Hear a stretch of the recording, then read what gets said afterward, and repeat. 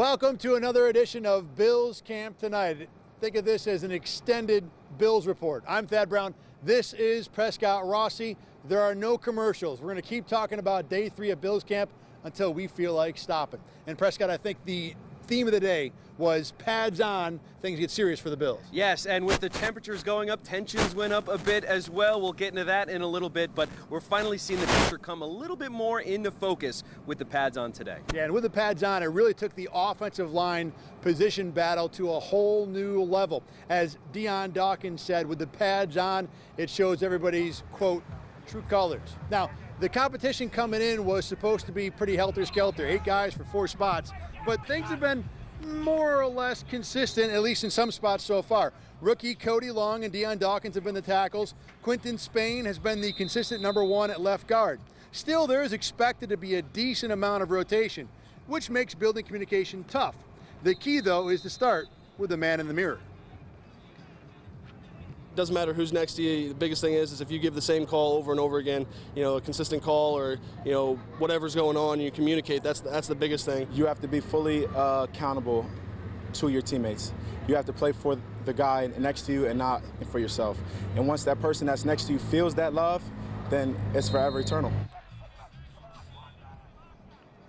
Now, there are very few Buffalo Bills and very few players in the NFL that have intangibles quite like Kyle Williams. This year, the Bills have to find someone to replace all that made Kyle Williams so special and unique to this roster. As I learned earlier today, it starts building that leadership all the way at the top of the food chain here with the Buffalo Bills. For the first time since 2006, Bills training camp does not feature Kyle Williams. It's taking some getting used to. It's really weird. I keep looking around and I can't find Kyle anywhere. And I feel like that's all I did week 1 was try to find Kyle Williams and see what he was doing. 13 straight seasons with number 95 in the middle of the defense. It's one thing to replace his production on the field. It's another to replace his leadership off it. But what he did as a leader and what he did with bringing people together, the type of attitude he had, how you can joke and have fun, but when it's time to be serious, he was serious, and he never blurred that line. Kyle Williams' old teammates are trying to follow his examples of leadership. Without the big fella here in our rooms, you know, out here on the field, certainly just taking a more hands-on approach, just really boosting everyone's self-confidence, just trying to just help the young guys out and just keep building the team morale. So much of what the public knows about the Bills comes from what they do here on the field. Players' social media accounts can be a peek behind the curtain. On Friday, Jerry Hughes posted to Instagram this photo with the caption, "Before we eat, phones in the bin." Sean McDermott started this team-building exercise, and it's one the Bills fully support. It's just something that we like to do as a team to just kind of build up on our team chemistry, our camaraderie here during training camp, to kind of just break the cycle of always being on social media, on your phone. Call us old souls, but we think you should talk when you're having a meal. You shouldn't just have your head buried in a phone. So when we're eating stuff, we actually conversate and talk about, get to know one another instead of just being on our phones and scrolling all day. A move that fits so well with this Bills team, it's a surprise Kyle Williams didn't come up with it. You know, Thad, this is my 8th training camp here with the Buffalo Bills covering the team, and this is the first one without Kyle Williams. It is strange not having number 95 around, but we know that this team has done so much work bringing in high character guys, people who have high leadership skills, and there hasn't been a big gap missing with Kyle Williams not here, but it is still strange not hearing that voice, seeing that familiar number 95 in the middle of the defensive line. As long as he was here, and as much as Sean McDermott believed in the intangibles he brought, you can still feel the influence. I mean, this is still a Kyle Williams team. Now, we can't get too deep into Bills camp tonight without talking about the quarterback. It's time for one of our favorite segments. We are going to be just joshing. Here's what Josh Allen did today, at least by the numbers. Remember, these numbers are totally unofficial, but they're pretty close to accurate. 13 of 20 for Allen today, 185 yards or so. He threw a couple of beautiful deep balls early, both to John Brown, who's quickly looking fantastic in camp. Brown had one of those deep catches for a touchdown. He was over 100 yards receiving today. Allen, 6 of 6 to start today, kind of cooled off a little bit from there, but still 13 of 20. Prescott, a pretty solid day. Yeah, and the best performance from Josh Allen that we've seen so far at camp. Granted, it's only day 3. And I think what you mentioned, John Brown, to me, I think he's wide receiver number 1. And I'm not really sure that there's really much competition right now for that job. Josh Allen and him are on the same page. and that could be something that could be really tasty come week 1. Oh, it does look good. I mean, if we get the Josh Allen, John Brown combination during the season, we saw early in practice today, this Bills offense is going to be a whole lot more dangerous than we expect. I think the difference too, John Brown a little more available in the spring. A little more, of a guy that is comfortable or maybe fits into what Josh Allen does best, going deep down the field. And we need John Brown to be available during the regular season. That's been the knock on him, is he's had health concerns. If he's healthy, that is a very valuable piece for the Bills offense. But to complete what I was saying, with the other top receiver, Cole Beasley, wasn't available in the spring and summer. Less of a guy that fits with what Josh Allen has done before. I think that's why we're seeing the combination. But, back to Josh, this is the type of quarterback performance you need to see from this guy. Now the question is, can he stack up these practices? It's been 1 out of 3. We need to see 3 out of 5, 7 out of 9, that kind of thing. Now, if you've ever been to a Bills training camp practice, you know that the music is a big part of what happens right behind us there at Ground Stadium. We found an usher that has been making things a whole lot more fun musically for a long time. It is Lisa Capizzi. She is an usher that dances her patrons to their seats. She's been doing it for the last 3 years. She lives right here in Rochester. She's a lifelong Bills fan. Capizzi says it is the players and the fans that keep things fun. I love the Bills. It's just an amazing opportunity to be out here. It's an honor to represent this NFL team in your hometown.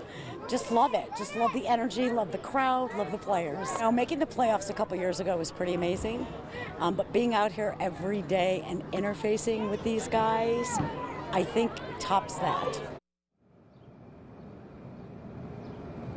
And even with the hot temperatures today, the stands were packed, and I thought that was a very impressive showing. 9:45 in the morning, Saturday, hot, humid day. A lot of Bills fans having energy and enthusiasm like that. That's part of what makes this camp so special in the NFL. And end of the day, it's just practice. I mean, that's what we're talking about, practice. But Lisa is one of the people that makes the experience a lot more than just watching guys go through it. Yeah, absolutely. Now, a lot of the focus, obviously, during training camp is on the offense. Josh Allen progressing in year 2. Maybe 5 new faces on the offensive line come week 1, new wide receivers. Today, we heard from the offensive coordinator for the first time. Brian Dable took to the mic. Here's what he has to say in today's edition of Coach Speak. He had a pretty good day yesterday in a situation that, 2 to 5 is a tough situation. Tight coverage. Did a good job with his protection responsibilities, understanding where he needs to go with the football. There's plays that all of us wish we had back, but he's moving in the right direction. Now he's playing right tackle, and we're getting his feet wet and, trying to get him adjusted to the pro game the best we can.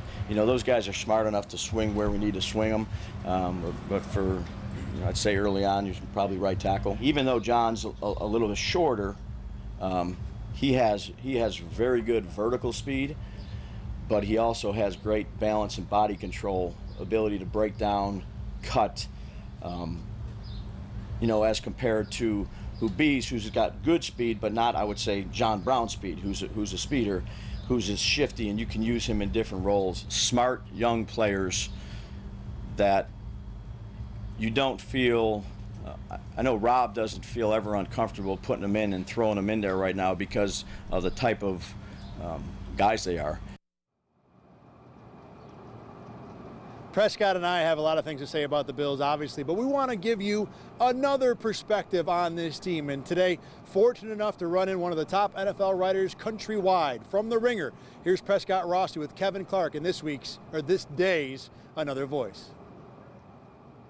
We have stopped Kevin Clark from The Ringer for his perspective on the Buffalo Bills and on training camp. I guess first thing, national media, what brings you to our neck of the woods? Well, a couple of things. Number one, geography. It's in the middle of a lot of great teams, but this is becoming a great team, I think. I think that there's certain teams I think that are on the rise. I just did Cleveland. Cleveland is probably a year ahead of what Buffalo is. I think next year you're looking at legitimate playoff contention. I met with Sean McDermott, Brandon Beane this morning. I really like the direction they're going. I think Josh Allen can be good enough.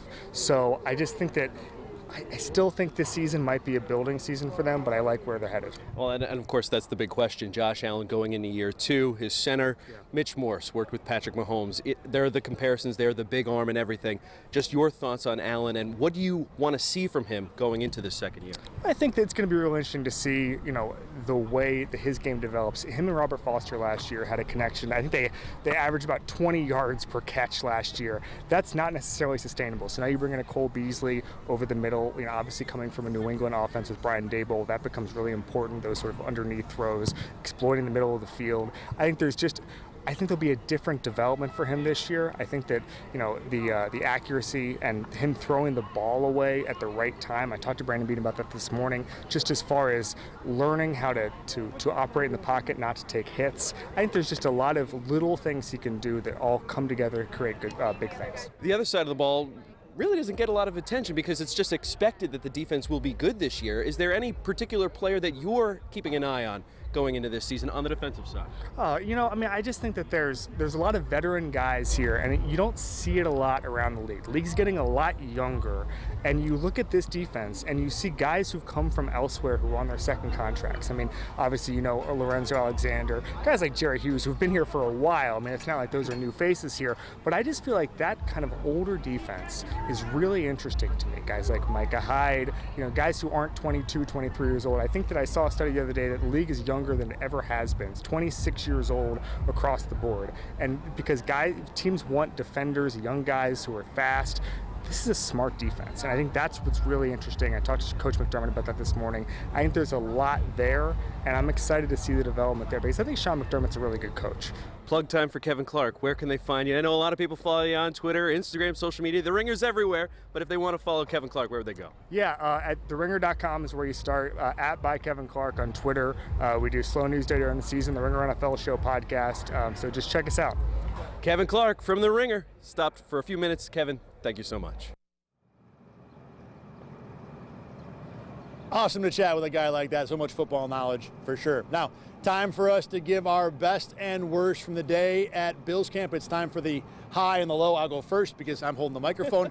My high today, the passing game in general, but John Brown in particular. He just continues to wow, going down the field, making plays. The second of the 2 deep balls that Josh Allen threw Brown today was one where he had to significantly adjust. It wasn't a greatly thrown ball, but it didn't have to be. Brown was all by himself, just had to get the ball out there. Still, Brown made a pretty sick adjustment, almost like Willie Mays trying to catch a deep fly ball in center field. He has been an impressive weapon for the Bills offense so far. Yeah, for my high today, the other side of the ball, I'm going to go with Tremaine Edmonds, the second-year linebacker. If Lorenzo Alexander is now the voice of the Bills defense, it's pretty clear that Tremaine is the future of the Bills defense. Even the fact that the Bills put him in front of the microphone a couple times at the podium throughout the spring and now in the training camp, I think it goes to show that they are putting a lot of stock into Tremaine Edmonds. His long arms gobbled up a few runs today that I thought were pretty impressive. He broke up a pass to Cole Beasley over the middle underneath, and I know that's going to be an integral part of the Bills offense. So if Tremaine Edmonds can get the upper hand on that, I think that's a good sign for the interior of that linebacking core. And he's only 20 years old. He's still pretty young. All things considered, and he dwarfs Cole Beasley to still, be all over him like that. I just thought Tremaine Edmonds had a really strong day today and a good sign moving forward from the young linebacker. I think everybody dwarfs Cole Beasley, don't they? Yeah, well, in fairness. All right, sorry, Cole. You're not that short. All right, my low now is going to be Cody Long, the rookie offensive tackle. Now, look. Cody Ford? Cody Ford. I did that again. Spencer Long, Cody Ford. Anyway, Cody Ford, the rookie. He had a rough day in one of the initial drills. One of my favorite parts of padded practice is when the offensive lineman and the defensive lineman go head-to-head. They did that for the first time today, the Bills did. And Ford went up twice, once against Trent Murphy, the other time against Darryl Johnson, the 7th-round rookie. Both times he lost. Now, look, 2 reps in the 1,000 he's going to have during camp, not a big deal, but to me it was a little bit discouraging. Yeah, and Brian Daboll did say today that Cody Ford will be staying at right tackle for the time being. It's 3 days into training camp. That could obviously change. Now, my low for the day, back-to-back days, Dawson Knox. And listen, you know what? If he ends up in the Hall of Fame someday, he can look back on this week where we put him on blast in back-to-back days. But he started a little bit of a shoving match with Micah Hyde today during the team drill. I know it's hot. Don't start a fracas with one of the leaders of the defense. 2, don't do it in front of the defensive sideline, because Micah Hyde had what, 45 guys all around him to back him up a moment later. Now, it didn't lead to anything, much ado about nothing, you know, like you see in a baseball fight, you know, guys like, hold me back, but really, I mean, you know, hey, it's a hot day, you're working out really hard, and the next thing you know what, it goes a little maybe too far, but Dawson Knox, maybe just cool down a little bit, just catch the ball, don't start anything, you're a rookie, you know, don't shake the boat too much. He's my low for the day. Wrong place, wrong time for the rookie today. It happens. All right, now, this is the 20th year of Bills camp here at St. John Fisher, and today we found one fan that's been coming to this camp for every single year. He is one of the best Bills fans around, and if you don't believe me, this story will certainly convince you. Back in 2003, I had a major surgery, and I had only been out of the hospital about a week. And I had a couple tubes hanging out of me, and my wife said, "You're not going." And against my doctor's wishes, she laid me in the back seat of our Blazer, took me to the game. Unfortunately, she was smart enough not to go home. I called her about 20 minutes later and said, "Honey, please come and get me." But I don't want to miss a game. I try not to. Just like Bob, I can honestly say that the better halves of our marriages are the smarter ones also. Yeah, I think, you know what, I have a new low for the day. Bob, like, you know what, just stay in the hospital, man. Like, no one is questioning your commitment to this team. Be safe. Come on now. You know, live to fight another day. Literally, live, and let's, you know, go on to the next Bills game. Now, moving forward from today, let's look at the Bills' schedule moving forward. The Bills with a practice session tomorrow. Tickets will be required for that one, 9:45 a.m. start. The Bills are off on Monday. They practice Tuesday. That is closed to the public. But then Wednesday, another open session. Every practice, 9:45 in the morning. Weather tomorrow looks good early. It should be in the high 80s here at St. John Fisher about 10 o'clock. There is some rain that's possible in the forecast towards the end of practice. The rain is expected to get heavier maybe 2, 3 o'clock. Hopefully that forecast will hold, so you may want to bring the umbrella, bring the poncho, bring some sort of protection because it should be a dry practice, but it's Rochester. You never know. Yeah, got that right. All right, that's going to put a wrap on another edition of Bills Camp tonight. Again, we do this every night after any practice right here at St. John Fisher. We will do it again tomorrow night at rochesterfirst.com and the website near you. You can also find it on the News 8 Facebook page, News 8, again in Rochester, New York. For Prescott Rossi, I'm Thad Brown. Thanks for checking us out at Bills Camp tonight. We'll be back again tomorrow.